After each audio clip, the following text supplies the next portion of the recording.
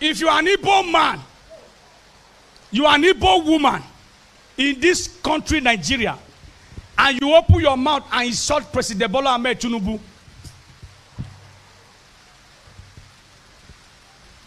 thought that he's doing press up in Sambisa Forest for you. I came out here and I told you people that the federal government are not responsible for the hold down of Nnamdi Kanu. All of you said I was a stupid man. Did you read news when the president said he wanted to release Nnamdi Kanu? When I not read that, when I never read news, I know that. When I not see her, and he said the Igbo leaders came to him and said that you should leave him there. Oh no man, I de kill him. You see her? When they tell you, say the enemy of an Igbo man is an Igbo man, I don't know. I'm an Igbo man. I only marry from Igbo. Would it cause me an Igbo people? But I have been standing and praying for this Nnamdi Kanu for over 4 years. I go to pray, I go to scatter my prayer. Wicked Igbo leaders, some of the Igbo leaders. So if you venture open your mouth and you insult me on this video, you insult President Bola Ahmed Tinubu, the thunder that will pay you visit is doing press up in Sambisa Forest with Boko Haram. That man is suffering because he wants to free his people. He's fighting for his people. What is your face of Nnamdi Kanu that Sunday Igboho did not commit? Sunday Igboho is back to his people. He's helping his people. A prophet that was sent to your land is languishing in detention. Some wicked, stupid, I don't know what to say. They said I should leave him in the prison. May God deliver all the Igbo people.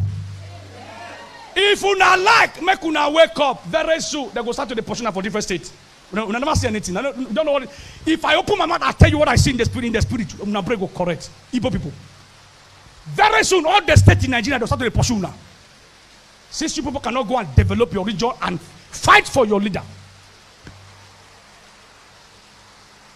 Buy houses in other states, go to your state now, 0/4. Go and develop your region and fight for the release of Mass Nnamdi Kanu. If that man die for that prison, hey, let me tell you, Igbo people will suffer in Nigeria. If Nnamdi Kanu die in that, write this prophecy down. Save it, oh. This is how I talk to you people. You be using my word to play. Say I'm a stupid prophet. And everything they talk, they see how it happen. If that man dies inside that detention, Igbo people will suffer in Nigeria. You will see it. You see, I tell you. The only savior you have now is Mass Nnamdi Kanu. When I go bring him out. If I not bring him out before this year, and if that man stay there enter next year. So President Bola Ahmed Tinubu is one of the best presidents we have in Nigeria because he has fight to release Nnamdi Kanu. You people came and said no. Now you insult that man, give a year for an amount. I will nod you. Father, please, by your mercy, bring this man out.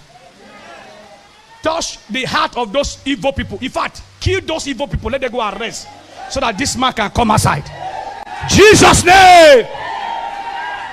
You know, sister. Somebody from the south, somebody from the east, you betray your people. Look at this agitation now for this. Is it Biafra? Biafra. Look at the agitation. Who are the people attacking Biafra most? Igbos. Shameless Igbos. Am I in support of Nigeria dividing? No. Am I in support of Nigeria separating? No. Do I believe we should be together? Yes. But even if you don't agree with the man who is your brother, should you say it publicly if you are not a fool? Can't you say it amongst your people? If today they get that Biafra, it's an Igbo man that will scatter it. That's the truth. Wait. During the time of the Senate, when an Igbo man became a senator, it was an Igbo man that removed him. You remember the NWRM, Chuba Okadigbo, Payosanyim? You remember all of them? It was Igbo that was removing Igbo. That was the first and the shortest Senate presidency we have had in this country. An Igbo man employs an Igbo boy to sell in his shop. He will wreck him. He will carry all the man's money, be buying land. He won't wait to be settled. The problem of Igbo is Igbo. I repeat it, if you sell your brother, even the buyers will not trust you. Even if my brother is saying something that is wrong, I'm going to correct him, but I will not do that publicly. I will fight for him publicly. I will get indoors and say, come, don't do this. Oh. He's wrong. But no. I'm not scared of anybody.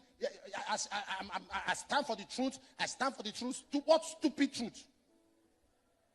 I stand for the truth. I don't care whether we are from the same ethnic group. I stand for the truth. I stand for the truth. Oh, me, I cannot compromise. I cannot bend. You don't bend already. You don't already bend. You are already bent. I'm actually trying to address Igbo people, the one that want to have sense, and encourage the people within the southern region of Nigeria to be watchful, most especially Edo people and Maeka people. There is this notion, the Igbo man fear the Fulani. The Igbo man fear the Fulani. But ironically, the same thing that makes the Igbo man to be afraid of the Fulani man, afraid of the Hausa man, but it's Fulani they fear, not Hausa. It is that fear that is driving them to do what they are doing today in the name of Biafra, in the name of Igbo unity. I'm going to tell you what brought about that fear. And I'm going to link it back to our position as the people of the South-South. Fear is defined as false evidence appearing to be real. But if care is not taken, that evidence will become real. The Igbo man constantly begging for unity, begging for validation, asking for the imaginary Biafra. All of them are geared and influenced by the fear they have for the Fulani. But let me tell you how it works. I made a post yesterday, and I was referring to how migration started that gave birth to Anyoma people, that gave birth to Ikure people. It is true, I may not be a pure Benin man today.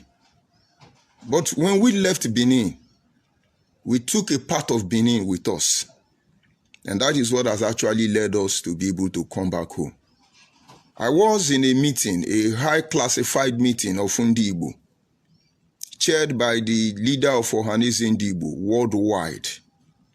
And all the personalities present in that meeting, of course, when Ohanese Ndigbo was headed by Nnayamudu, introduced themselves. And I did accordingly. I have said it severally in different broadcasts. But the woman was shocked and asked a question. Ndiabo, I was a Kwandi Igbo. With all sincerity, the woman asked fellow Igbo people, are you saying that Abo people are now Igbo people? I've never recovered from that word till today. This is more than 17 years ago. And then Nnayamudu stood up and diffused the whole system. And the woman kept quiet. She's an elderly woman. A noble Nigerian, I should say. And ever since then, I began to ask questions. And we found out the truth. And everything we have said in the past, based on our relationship, they could be classified under the religious dogma known as separatable, inseparable. Now we make our future. If we tell you we are Benin people, that is because we are Benin people. And if we tell you we are Igbo people, that is because we choose to be Igbo people. But in between the Benin and the Igbo, we are Eka people. We are Oshimili people. We are Ndokwa people. We are Anyocha people. We are Ikwere Igbo. And we are not sub-Igbo. Like I said, when we left Benin, we take a piece of Benin with us. And that is the Adam and the Abam. And so you start from there. The Adam and the Abam remains the heartbeat of royalty and authority of the Benin Empire. Unmisplaceable. And then if you are Abo man, if you are Anyoma man in comparison, and your king have the symbol of royalty and authority as you have in the palace of Oba of Benin, my brother, don't search too far, because we are not going to leave any story untold, because the fear of Fulani by the Igbo man, if we don't take time, we will operate under the same atmosphere of fear as the Igbo man. It is fear that is driving Igbo whatever they are doing. Now, before we go there, I've been in Agbo.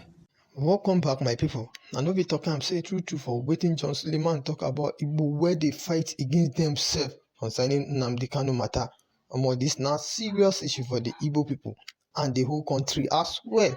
Nnamdi Kanu, the leader of indigenous people of Biafra, IPOB, where they call for independence of Biafra. He don dey inside detention tey and plenty people don dey talk say they wan make them release am. Some Igbo dey support am while others no gree. Dem dey fear say the strong go fit bring more wahala for the region. The fight between themselves fit make say no be all Igbo dey see this matter the same way o. This wahala fit cause division among these people. Make dem try settle am for the better so that everybody go fit dey united and work together for the good of Biafra and the whole Nigeria. Na wetin I fit talk on top this matter for now o. Even this man wey be say una dey see for my screen so, he don come outside again say why he no wan pull body with Igbo people, why dem no dey like dey with Igbo people. Be say dem the way Igbo people dey do e no good, wetin dem dey do e no good. Na wetin the man talk o. You wey be say you dey hear me now, me I go like make you calm down, make you watch this video to the end because wetin this man talk about Igbo e plenty.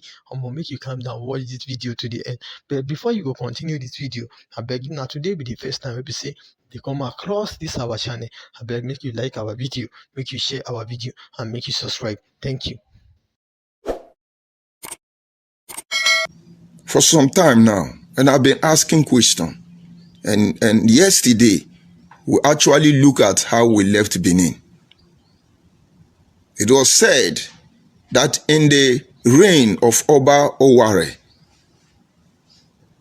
that we left, the migration became very effective because that king of Benin, as of 1440, who ruled for 33 years, said all the princes of Benin City must go to war, which they have with the Yoruba people. And many of the prince rather, would not want to be part of that war. And so migration started. How we got to Agbo. Our name was changed to Agbo. How this Eka was ironically changed by English interpreters, and how we got here. And I was reliably informed that we cannot be a people without identity. And so both the Gala people, both the Anyoma people, the Osimili people, the Ndokwa people, some partly Yoruba people, some partly Ijo people, within the Ndokwa houses, we said, let us form identity. Eka is a kingdom under which there are many other kingdoms, like Owa kingdom, Ute kingdom, to mention but a few. I can tell you about their story. And that is how we became Eka people. But we are forming identity which is inclusive of our language. Forming of this identity inclusive of our religion, our value system, our culture and tradition, which we forged. And as far as I can know, it's been about 121 BC or about 112 BC. And now, don't quote me wrong.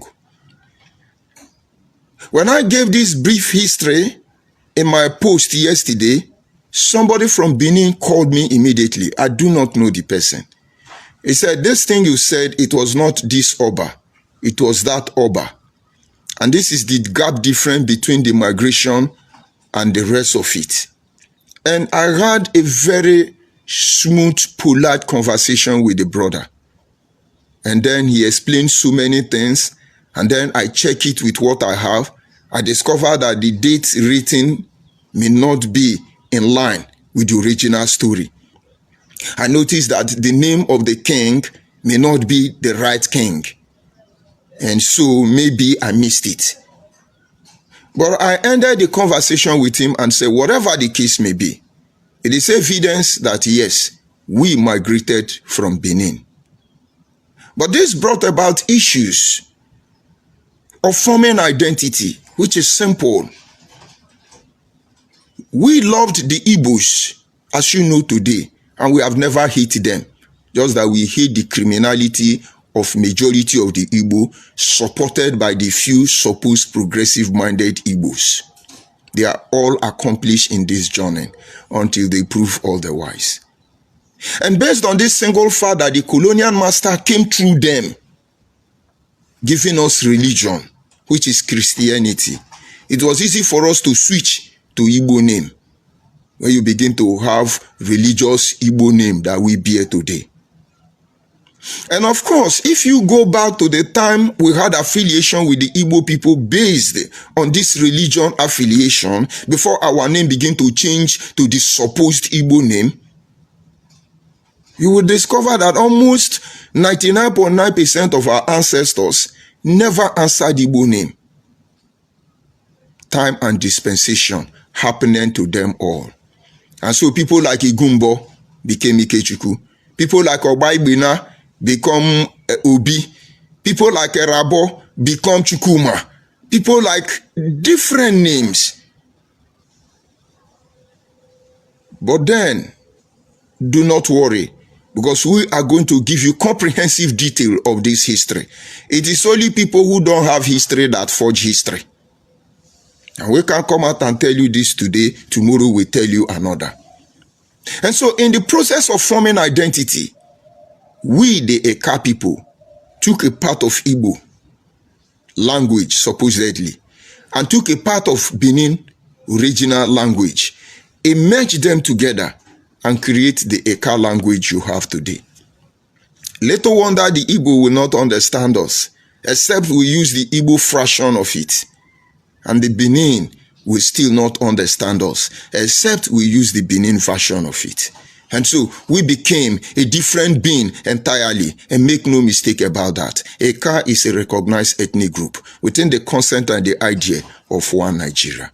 And let me digress before I go to the main issue behind this topic. And now understand that, for instance, the Igbo man called God Chi. We don't call God Chi, but we call God Chi as a result of the political influence known as association and assimilation. Abo people call him, they call him Usulubwe or Orieku or Uselubwe. And now, when the Igbo talks about personal God, Chi, we call Chi Ehi.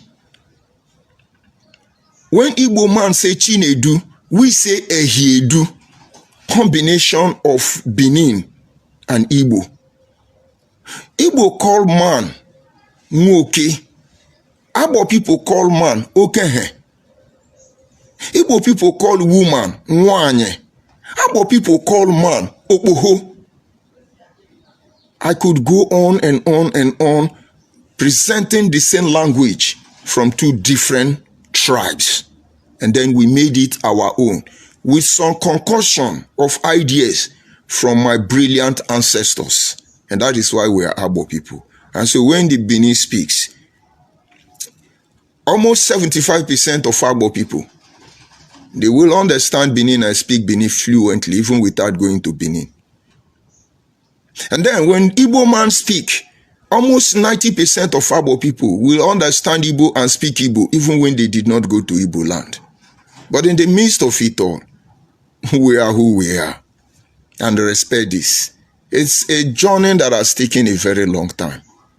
And now, when I had that conversation with the brother, I said, but the truth or the negotiating point between what you are saying and what I'm saying is that you agree that somewhere along the line, we migrated from Benin.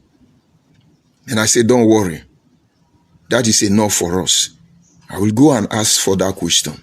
And that is why I'm just laying the foundation. Because in the coming days, you will understand that it is not the fear of the Benin man that makes the Ikwiri say they migrated from the Benin.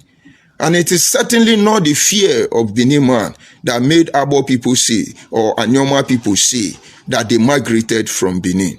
Because we cannot forget in a hurry how we got there.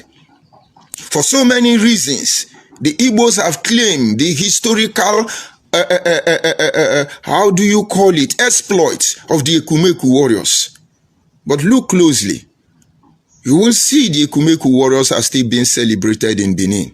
Majority of whose brave warriors are Igala people. And Igala people will tell you they left Benin. All of us took a part of Benin. Do you know why the 21 communities of Igala people in Anambra was not decimated by the Igbo people in Anambra, Aguneri and Imuneri to be precise? And that is because those fierce warriors known as Ekumeku warrior, we did not lose that technique. When there were little fraction crisis in Anambra between Aguneri, Muneri and the Gala community over the oil in a Gala land that was drilled diagonally to where it is today, they fought different war. Why that war stop? If you are an Igbo man, go and find out. Cutlass were cutting people's head without seeing the hand. And the fierce warriors of Igala, when they surfaced, it was too hot for Igbo man to handle. That is why I'm telling them, be calming down, because this music you are blowing, let's play, you don't play it out of proportion, because you will get the reception. If I may go by way of digressing, extending further, so you understand the exploit of the Ekumeku warriors. Go and ask of Queen Amina, who led the Islamic entourage into our land during the earlier reign of the Ato of Igala. You will know her journey in the midst of a Ekumeku warrior. Her life did not remain the same again. And of course, you see the people you call Osimili people. 99.9% of them are Igala people. And so, if our fathers loved your father and choose to answer your name, whether by cooperation or by domination or whatever, why don't you respect that and respect us? Why are you trying to claim superiority over us? And now you're going to have issue. But you are not my concern this morning. Because we try to separate the wheat from the chaff. The true progressive-minded Igbo people will look for a way to save you. And those of you who are criminally minded, it's written in your DNA. It is what it is. We will give you what you are looking for. And those of you in my IGBOS telling me, you're going to kill me, how you're going to kill me, I am your destiny and I'm your doom. And so this is just creating a foundation of some of the discussion we're going to have along this year. Answering Igbo name doesn't make us Igbo. The same way answering George Onyibe does not make me a European man. And of course, you check the line of Europe from Germany to Italy and the rest of them. Their language is similar. They are all Europeans. And even though France is a Europe country and then Britain is a Europe country, both of them speak different languages. Why did they not say they are not Europeans? And then we cannot choose to become dishonest intellectual individuals just to dominate another. Now let me tell you the reason why you see Igbo. They are always fighting Benin. They are always fighting Benin. They are always calling Benin out. Everybody want to call Benin out. That is why I constantly beg Yoruba people. Most of you are short. Most of you blogger who are on this Benin matter, maybe you have short memory. The Benin and the Yoruba has fought several wars for over 1,000 years. And today look at the relationship they enjoy. Why will you allow some Igbo, let me call them some Igbo riffraff, to be playing on your... We know why we are here. We know how we got here. It is the resistance of the Benin people, the Benin Empire, against the imperialists. That resistance is what kept us here. We did not allow them to pass our territory. Let me tell you something. When the invaders, the imperialists, the colonial master were in the Benin Empire as of then, they cannot enter Abo and relax. Who born them? Who gave birth to them? We fought fiercely. We resisted them fiercely. Till the extent that all the imperialist country, nation at that time has to put a signboard in Abo. Go to Abo, you will see Boji Boji Abo, Boji Boji Owa. These are Ika kingdom.